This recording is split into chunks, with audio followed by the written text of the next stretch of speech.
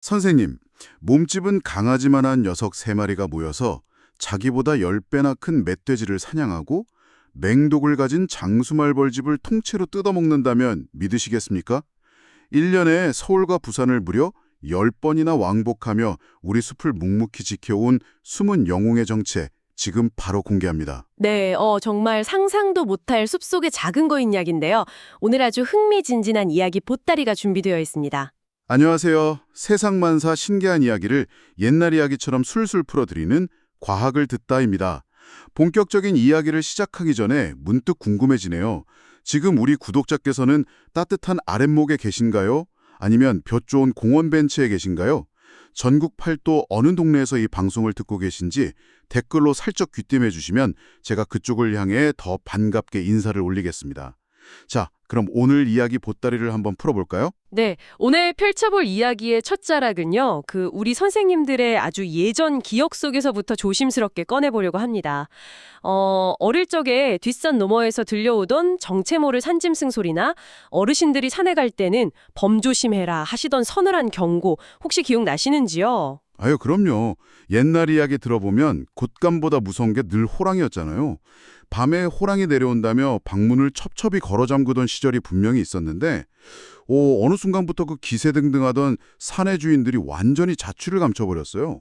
도대체 그 많던 맹수들은 다 어디로 가버린 걸까요? 그러니까요. 여기에는 참 가슴 아픈 역사가 얽혀 있습니다. 일제강점기 시절에요. 조선 총독부가 이른바 해수구제, 즉 사람에게 해를 끼치는 맹수를 소탕한다는 명분으로 대대적인 포획 작전을 벌였거든요. 표면적으로는 백성들의 안전을 위한다는 거였군요. 동시에 우리 한반도의 험준한 산림을 자기들 마음대로 통제하려는 목적이 훨씬 컸습니다. 이 시기에 확인된 기록으로만 호랑이가 수백 마리, 표범이 수천 마리 사살되면서 한반도 생태계의 최상위 포식자가 완전히 멸종되고 말았던 거죠. 아이고, 단순히 호랑이가 사라진 게 아니라 우리 숲의 지배구조 자체가 인위적으로 싹둑 잘려나간 거네요. 숲의 왕이 사라졌으니 그 다음 포식자나 초식동물들이 아주 제세상 만난 듯이 날뛰었겠어요. 맞습니다. 천적이 사라지자 가장 큰 이득을 본 녀석들이 바로 멧돼지와 고란이었죠. 번식력이 워낙 왕성한 멧돼지들이 기하급수적으로 늘어나면서 생태계의 불균형이 시작된 겁니다. 산속에 먹이가 부족해지니까 민가로 내려와서 애써 일군 고구마밭이나 옥수수밭을 쑥대밭으로 만들잖아요. 농민들 속에 얼마나 까맣게 타들어갔겠습니까? 네, 심지어 도심 한가운데까지 출몰하는 위험한 상황이 벌어진 거죠. 그래서 학계에서도 멧돼지를 통제할 맹수가 사라진 이 한반도의 생태계는 허리가 뚝 끊어졌다, 이렇게 깊이 탄식했는데요. 선생님, 바로 이 절망적인 상황을 묵묵히 해결하고 있는 오늘의 뜻밖의 주인공이 있습니다. 바로 담비입니다. 잠깐만요. 아니, 전문가님, 제가 아는 그 담비 맞습니까? 족제비 비슷하게 생겨가지고 목에 노란 털이 예쁘게 나 있고 몸집은 고작 고양이나 작은 강아지 크기잖아요. 제가 알기로 몸무게가 한 3kg 남짓 나갈 텐데 멧돼지는 좋기 100kg은 훌쩍 넘지 않습니까? 네, 맞습니다. 선생님들께서도 아마 등산하시다가 멀리서 휙 지나가는 날쌘 담비를 보신 적이 있으실 텐데요. 1990년대까지만 해도 과학자들조차 담비를 그냥 덩치 조금 큰 족제비나 다람쥐 정도 잡아먹는 소형 포식자로만 대수롭지 않게 여겼습니다. 그런데 2000년대 들어서 반전이 일어납니다. 국립환경과학원 연구진들이 지리산 같은 아주 깊은 산속에 무인 생태 관찰 카메라를 설치했거든요. 거기서 생태계의 상식을 완전히 뒤집어버리는 엄청난 진실이 밝혀졌습니다. 세상에, 그 산속 카메라에 도대체 뭐가 찍힌 겁니까? 고작 3kg짜리 담비 3마리가요. 마치 혹독한 훈련을 받은 특수부대원들처럼 아주 일사불란하게 움직이는 모습이 포착된 겁니다. 자기들보다 덩치가 10배, 20배나 무거운 거대한 멧돼지를 기가 막히게 사냥하고 있었던 거죠. 아니, 잠깐만요. 진짜 아무리 3마리가 똘똘 늙혔다고 해도 체급 차이가 10배가 넘잖아요. 그 성난 멧돼지가 뒷발로 퍽 차거나 들이받기만 해도 담비는 그대로 목숨이 위태로운 거 아닙니까? 물리적으로 이게 어떻게 가능한 건지 도무지 이해가 안 가는데요. 아주 예리하신 질문입니다. 정면에서 무식하게 힘으로 겨루면 당연히 담비는 짓밟히고 말겠죠. 그래서 담비는 완벽한 공동사냥과 치밀한 전술적 포위라는 기가 막힌 작전을 씁니다.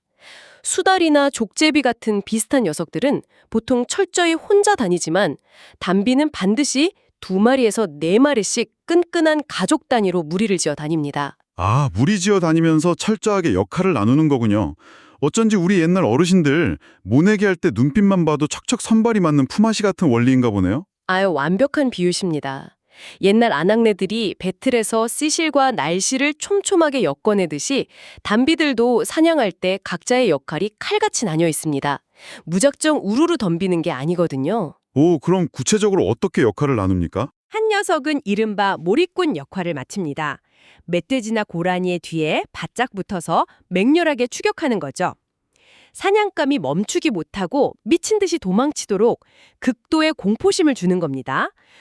이때 나머지 2녀석은 나무 위로 길을 열거나 숲의 좌우 양옆으로 넓게 벌려서 전속력으로 달립니다. 아, 그러니까 멧돼지 입장에서는 뒤에서 쫓아오는 한 놈만 신경 쓰면서 죽어라 앞으로 내달리는데 나머지 담비들은 눈에 띄지 않게 양옆에서 미리 퇴로를 차단하는 거군요. 맞습니다. 사냥감의 도주 경로를 미리 꿰뚫어보고 포위망을 서서히 좁혀가는 겁니다. 한쪽은 소리를 쳐서 몰고 다른 한쪽은 길목을 지키고 납작 엎드려 있는 거, 이거 우리 전통적인 멧돼지 사냥 방식이랑 완벽히 똑같은 이치입니다. 전문가님 말씀 들으니까요. 우리 어릴 적 추운 겨울밤이 연탄불 갈 때 연탄 구멍 맞추기 하던 생각도 납니다. 그 구멍이 조금만 어긋나도 불이 확 꺼져 버리잖아요. 녀석들도 각자의 위치를 아주 완벽하게 딱 맞추는 거네요. 야, 연탄 구멍 비유 정말 기가 막히네요. 과학자들은 이걸 전술적 포위라고 부르는데요. 한 놈은 뒤에서 추진체가 되어 밀어붙이고 두 놈은 좌우로 벽이 되어 가두는 아주 치밀한 전략이죠. 그런데요. 아무리 그렇게 포위를 잘해도 결국 숨통을 끊어야 사냥이 끝나는 거잖아요. 달리기 속도만 따지고 보면 길쭉한 다리로 껑충껑충 뛰는 고라니가 훨씬 빠르지 않습니까? 계란으로 바위치기 같은데 멧돼지를 어떻게 쓰러뜨리는 거죠? 바로 그 지점이 담비의 진짜 위대함이 드러나는 순간입니다. 담비는 속도로 승부하지 않고 엄청난 지구력과 지형지물을 아주 영리하게 활용합니다. 절대 조급하게 덤비지 않고요. 사냥감을 자신들에게 불리한 평지가 아니라 아주 가파른 암벽이나 험한 너덜지대 혹은 눈이 깊게 쌓인 곳으로 계속 몰아붙입니다. 아하, 고라니나 멧돼지는 몸이 무겁고 발굽이 뾰족해서 눈길이나 진흙에 발이 푹푹 빠지겠네요. 그렇죠. 반면에 담비는 몸무게도 아주 가벼운 데다가 발바닥이 유난히 넓고 털이 수북하게 나 있거든요. 그러니까 마치 눈이를 걷는 전통 덧신은 설필에 신은 것처럼 눈이를 훌쩍훌쩍 가볍게 뛰어다닐 수 있는 겁니다. 무거운 사냥감이 지쳐서 발이 묶일 때까지 끈질기게 진을 빼는 거죠. 아이고, 무거운 짐을 잔뜩 치고 가파른 고개를 넘을 때 무작정 뛰지 않고 지팡이에 몸을 기대며 숨을 고르는 노련한 지게꾼의 뚝심하고 똑같네요. 네, 그 지게꿀의 뚝심으로 쫓아가다가 거친 숨을 몰아쉬며 사냥감의 발걸음이 무거워지는 바로 그 순간, 양 옆에서 길목을 지키던 담비들이 동시에 치명적인 부위를 향해 날아오릅니다. 바로 뒷다리의 힘줄, 그러니까 아킬레스건과 목덜미를 정확히 노리는 거죠. 가장 얇고 단번에 끊어지기 쉬운 급소를 귀신같이 아는군요. 네, 한 마리가 아킬레스건을 물어뜯어서 기동력을 완전히 마비시켜 주저앉히면 나머지 녀석들이 순식간에 목덜미를 물어 질식시키는 방식입니다. 이 체급의 불리함을 지형에 대한 이해와 끈질긴 인내심으로 이겨내는 거죠. 설명을 들으니까 눈앞에 한 편의 영화처럼 생생하게 그려집니다. 근데 또 하나 궁금한 게요. 그 빽빽한 나무와 덤불로 우거진 산속에서 도대체 어떻게 신호를 주고받는 겁니까? 늑대나 호랑이처럼 으르렁거리면 사냥감이 벌써 눈치채고 도망갈 텐데요. 네, 무리 사냥의 핵심은 소통인데 숲은 소리가 흩어지고 메아리가 쳐서 참 어려운 환경이죠. 그래서 담비들은 아주 놀랍게도 사람 귀에는 잘 들리지 않는 고주파 발성을 사용합니다. 고주파요? 그럼 사람 귀에는 안 들리고 동물들끼리만 듣는 그런 아주 높은 소리인가요? 멀리 퍼지긴 하지만 산 전체를 쩌렁쩌렁 울리게 만들잖아요. 반면에 고주파 소리는 직선으로 쭉 뻗어나가는 성질이 강해서 빽빽한 숲속에서도 흩어지지 않고 특정한 상대방에게 정확히 꽂힙니다. 사냥감인 멧돼지는 그 미세한 고주파 소리를 바람 소리로 착각하지만 담비들끼리는 실시간으로 무전통신을 주고받는 겁니다. 아유, 마치 옛날 6, 70년대 지붕 위에 올라가서 흑백 텔레비전 안테나 뱅글뱅글 돌리면서 방 안에 있는 식구들이랑 잘 나오냐? 더 돌려봐라 하면서 신호 맞추던 거랑 똑같네요. 맞습니다. 딱 그 텔레비전 안테나처럼 서로의 주파수를 완벽하게 맞추는 거죠. 이렇게 힘들게 사냥하고 나면 며칠 푹 쉴만도 하는데 이 녀석들의 활동량이 정말 상상을 초월합니다. 담비 한 무리가 다스리는 영토, 즉 행동권이 대략 20에서 60제곱킬로미터에 달하거든요. 네, 20에서 60제곱킬로미터면 도대체 어느 정도 넓입니까? 서울의 종로구와 중구를 합친 것보다 훨씬 넓은 면적입니다. 이 엄청난 영토를 하루에 보통 10에서 15km씩 매일같이 험한 산을 타며 순찰을 돕니다. 세상에, 매일 15km면 옛날 우리 동네 밤마다 딱딱이 치면서 돌던 무구 방범대원 중에서도 최고 우수대원이네요. 그걸 1년으로 치면 얼마나 되는 겁니까? 1년이면 대략 4,000에서 5,000km가 나옵니다. 우리나라 서울에서 부산까지를 무려 10번이나 왕복하는 거리죠. 이렇게 잠시도 쉬지 않고 움직이려면 그 신진대사가 마치 최고 속도로 달리는 스포츠카 엔진과 같아서 매일 자기 몸무게의 20에서 30%에 달하는 먹이를 섭취해야만 합니다. 아이고, 매일 자기 몸무게의 3분의 1을 먹어야 버틸 수 있군요. 그럼 이 부지런한 녀석들이 이렇게 먹어치우면서 구체적으로 우리 농가나 생태계에 어떤 도움을 주고 있는 건가요? 아마 숫자 들으시면 깜짝 놀라실 겁니다. 담비 한 가족 3마리가 1년 동안 잡아먹는 멧돼지가 평균 9마리, 고라니가 10마리가 넘습니다. 사람이 직접 총을 들고 사냥하지 않아도 자연 스스로 개체수를 조절하는 생물학적 방제가 완벽하게 이루어지고 있는 겁니다. 야, 1년 내내 산을 타는 웬만한 전문 포수보다 훨씬 낫네요. 멧돼지 때문에 골머리 앓는 우리 농가 어르신들께는 이보다 고마운 수호신이 없겠습니다. 그런데 전문가님, 제가 아까 오프닝에서 아주 무시무시한 장수말벌 이야기를 꺼냈잖아요.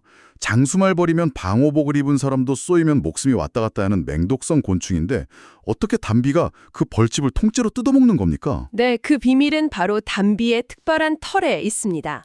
담비의 털을 현미경으로 확대해서 보면 이중 구조로 되어 있는데요. 안쪽에는 보온용 솜털이 빽빽하지만 바깥쪽을 덮고 있는 털은 전통 가옥 지붕의 기화처럼 아주 매끄럽고 극도로 뻣뻣합니다. 아하, 그 질기고 뻣뻣한 털이 일종의 천연 방탄복 역할을 하는 거군요. 정확합니다.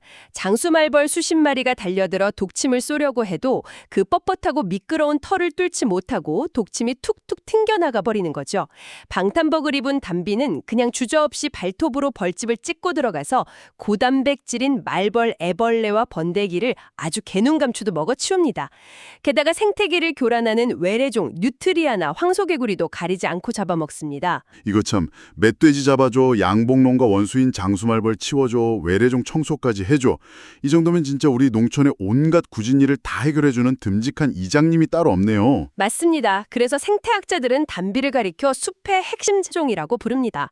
영어로는 키스톤 스피시즈라고 하죠. 아, 핵심 종이요? 옛날에 우리 전통 아치형 돌다리 지을 때요. 돌을 양옆에서 차곡차곡 쌓아 올리다가 맨 마지막 꼭대기 정중앙에 딱 끼워 넣는 돌을 쐐기돌이라고 부르잖아요. 그 돌 하나가 빠지면 다리 전체가 와르르 무너져 내리는 것처럼 담비가 바로 우리 생태계가 무너지지 않게 단단히 버텨주는 그 쐐기돌이라는 말씀이군요. 이해가 아주 정확하십니다.